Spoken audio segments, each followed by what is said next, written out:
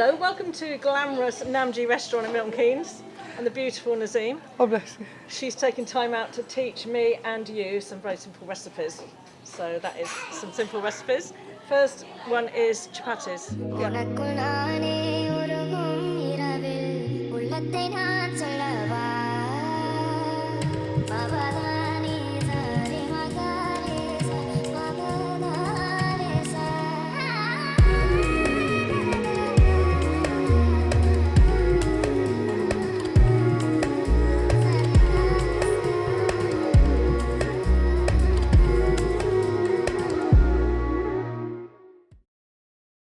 So, hello everyone, I'm Naseem Khan, owner and CEO of Namji. So, we decided to do this channel launch just to explain to people that you can cook a meal at home. Of course, that doesn't mean that you don't come to my restaurant, of course. But there's a lot of people that, they want to make their own home-cooked meal and have this perception in their head. It's very hard to just make simple stuff like cooking rice, boiling rice, making a chapati. If you're not used to it, it just seems terrifying. Exactly, absolutely. Yeah. I mean, keeping in mind, I wasn't born with it. I was taught how to do it, very strictly by my mom, bless her. But so we decided just to start with a simple chapati because you want to know how to make a chapati. Please, So there's a lot of hidden tricks or tips that my mom has shown me. So some of the YouTube videos you might watch, they will tell you put 500 grams or put 250. I don't do that. No, I don't want that either. So what I do is just use what you have at home. So I've got this cup here. So I've put 2 cups flour. So I use chakki atta. Chakki atta is wheat atta. Chakki atta. Okay. This basically means wheat flour. Okay. So I use that, and you can we can talk about the brands or which is the best one in the comments or later. So I've used 2 cups of that, and I've got 1 cup of water. And why this video works brilliantly for you as Victoria, I don't know myself how much water is going to be needed, so you're going to be learning, so am I. Because we don't want to have that perception that you have to have 1 tablespoon of this or what. No, you have to do what works best for you. And it's by feel, you learn the feel. Exactly, So, I mean, I know my measurements. I don't need to measure anything. But then for you who has never done it, I've got a bit of oil here, Victoria. I'm just going to put 2 tablespoons of oil in here. What kind of oil do you use? Depends what you want to use. People use butter ghee, people use vegetable oil. To make this vegan, I would stick to oil, vegetable oil. So butter ghee is purified butter? Made out of cow milk. Some people like to use different olive oil, whatever you feel suits. I'm using olive oil because I like the healthier version. And then it makes it vegan as well. So, it has lots of nutritional benefits. And if you see now the way this is going, I'm going to mix it with my hand a bit just to make it all mixed up. And if you don't want to use oil because of healthy reasons, that's fine. I mean, there's nothing wrong with olive oil. Olive oil is brilliant. I mean, you can use coconut, you can use whichever oil you prefer. So you're crumbing it up at the moment? I'm just mixing the oil with the flour. I call that kind of crumbing, I think, for my school lessons. For your lessons, that's fine. Not that I'm much of a baker. It's not even about that. Now, obviously, you asked me earlier, why am I using oil? It's because I want the chapatis to be soft. Again, if you don't want to use oil, you don't need to. Not that they won't be any softer, it's fine. So now we're going to do the kneading. As you can see now, I am going to slowly put the water in, Victoria. And as I'm putting the water in very slowly, and it's not hot water, it's not cold water. It's tepid. Very tepid. Very tepid. And as you can see, after doing that, I'm going to hold the bowl. Squelchy in the middle. I'm going to start mixing it now. And my hand will tell me how this is doing, because I don't want a very hard dough. I want it nice and soft, but at the same time I don't want it runny. I can tell you now we need more water. So again, we put a bit of more water. Looking at it, you probably do. So I'm not very genius at the most important thing is you need to have the bowl all clean of any flour. That's the tip. Okay, so you clean the bowl. You clean the bowl.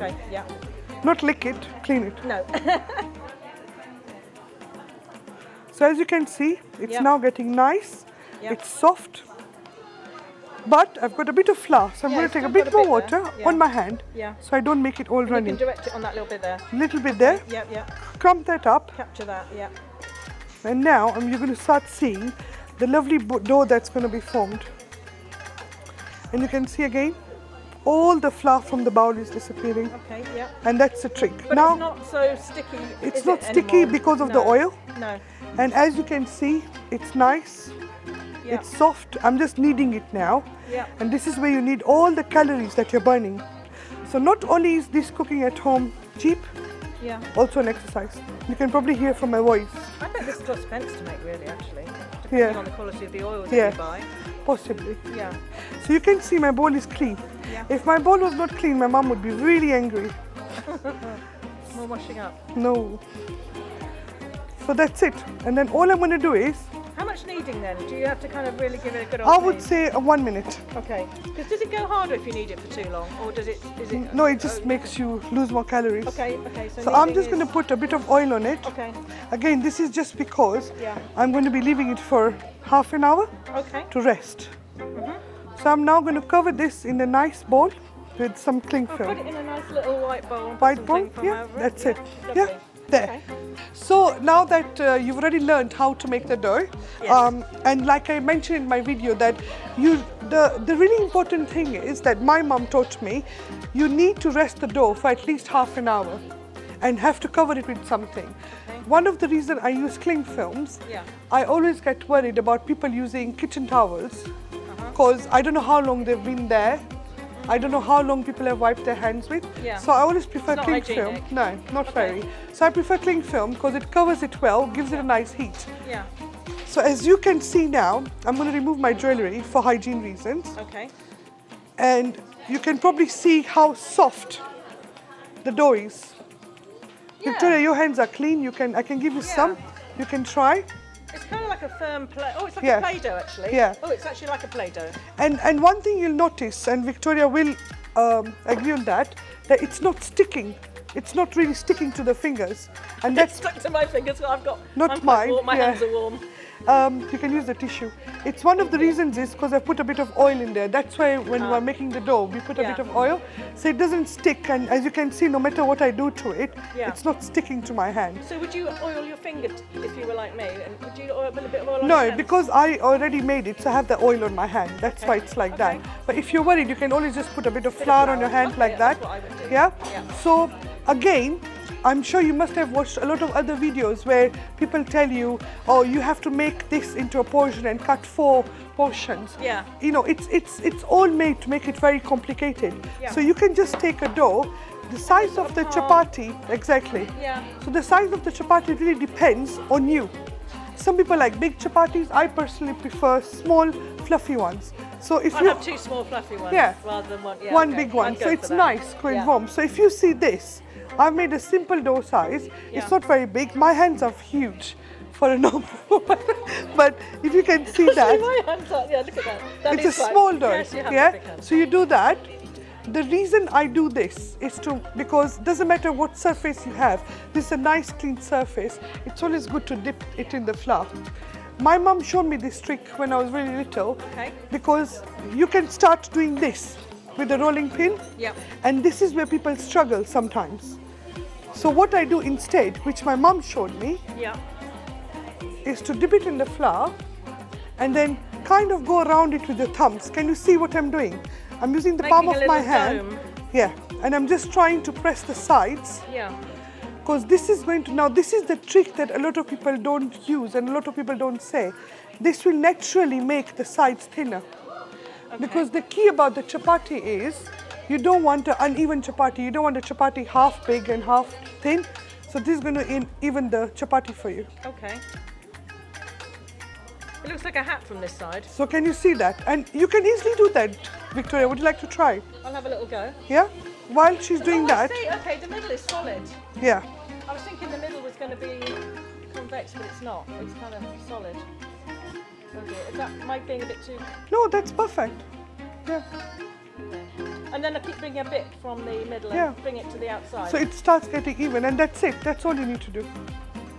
And after you've done that, you can dip it back in there. Yeah. Okay. My mom could make a chapati with her hand. Yeah. That's how good she was. Yeah. And then now that you start, I'll put this here so we can see it nicely. you just start rolling. And this is Victoria, where people think my chapati has to be round. No, it doesn't have to be. Yes, it looks very pretty if it's round, but if it's not, it doesn't matter. So as you can see, now that I'm rolling it, it's nicely just turning into a nice square, right? Look at that. And I wouldn't want mine to be dead round because I want it to look homemade personally. If I haven't gone to the effort of making it, and I don't want it to look like it's come from Sainsbury's or sorry, there are other yeah, and to be quite honest with you, I've not concentrated on the shape of it. I've just rolled it, so it's not perfectly round because I've not concentrated it. But does it really matter? No, it's lovely and fine as well. Yeah, and as you can see, the trick is it's even in all corners. Yeah. So we have some people sometimes they struggle. This is a bit more thicker than the other. And then the other question comes, which type of tawa or a pan we should use. So I've got a basic tawa here. If you need, call that? We call it tawa.